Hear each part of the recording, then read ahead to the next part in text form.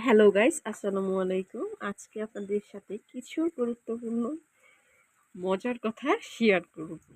আজকে আমাদের এদিকে বৃষ্টি হচ্ছে। তো যাই হোক আর কি, ভাবলাম যে মেঘলা ওয়েদারে আপনাদের সাথে একটি গল্প করি। বাপরে বাপ!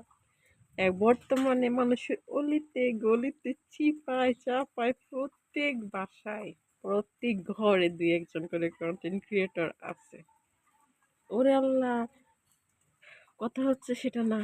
কথা হচ্ছে বড় বড় কন্টেন্ট ক্রিয়েটর যারা আছে ওরাই নিজেরা কন্টেন্ট ক্রিয়েটর দাবি করেন না। যেগুলা সাউ পাতি কন্টেন্ট ক্রিয়েটর আবিষ্কারের হওয়ার পথে ওরা নিজেকে কন্টেন্ট ক্রিয়েটর দাবি করে। আমার খুব হাসি পায়। আমার কথা হচ্ছে যারা এই যে কন্টেন্ট মেক করে কয়জন মনিটাইজেশন পাইছে?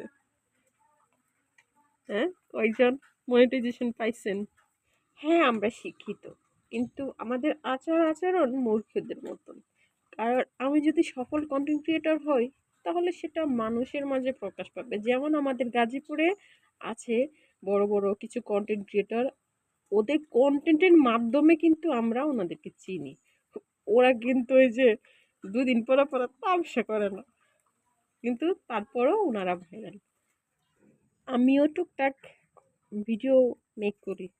কিন্তু আমি কন্টেন্ট ক্রিয়েটর না। আমি কন্টেন্ট ক্রিয়েটর এটা ভাবলে আপনারা ভুল করবেন। জাস্ট মাঝে মধ্যে একটু টাইম দিই আরকি। বুঝতে পারছেন? মাঝে মধ্যে যখন ভিডিও তৈরি করার টপিক খুঁজে না পাই, প্রয়োজনে ঝগড়া শুরু করে দেবো আরেকজনের সাথে। বুঝতে পারছেন?